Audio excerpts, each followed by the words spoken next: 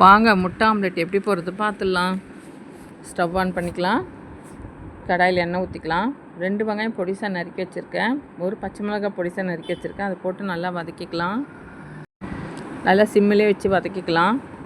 கொஞ்சம் சால்ட்டு போட்டுக்கலாம் தேவையான அளவுக்கு. 1 ஸ்பூன் மஞ்சள் பொடி. இப்போ நல்லா மறுபடியும் கலந்து விட்டுக்கலாம். 50 உடச்சக்கல்லை எடுத்து மிக்ஸி ஜாரில் பவுட்ரு பண்ணி எடுத்துகிட்டு வரலாம். இந்த மாதிரி நைஸாக பவுட்ரு பண்ணால் போதும். உடச்சக்கல்லை பவுட்ரு வந்து பிள்ளைங்களுக்கு பண்ணி கொடுத்தா உடம்புக்கு ரொம்ப நல்லது. ஆனால் குழந்தைங்க வந்து அது மாதிரி பண்ணி கொடுத்தா சாப்பிடவே மாட்டாங்க. நீங்கள் இந்த மாதிரி முட்டை ஆம்லெட் பண்ணும்போது அந்த மாதிரி கலந்து பண்ணி கொடுத்துருங்க. இப்போ நம்ம 6 முட்டை உடச்சி ஊற்றிருக்கோம். வதக்கின வெங்காயம்லாம் போட்டாச்சு.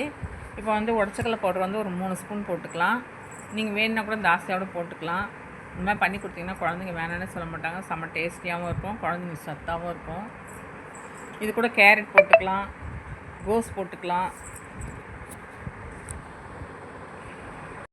இப்போ நல்லா அடித்து எடுத்துக்கலாம்.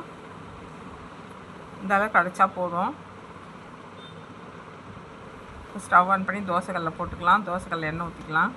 இப்போ 2 கரண்டி எடுத்து ஊற்றிக்கலாம். அப்படியே தேய்ச்சி விட்டுடலாம்.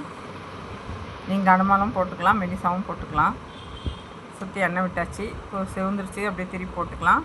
இந்த வீடியோ உங்களுக்கு பிடிச்சிருந்தா லைக் பண்ணுங்கள், ஷேர் பண்ணுங்கள். Thank you friends.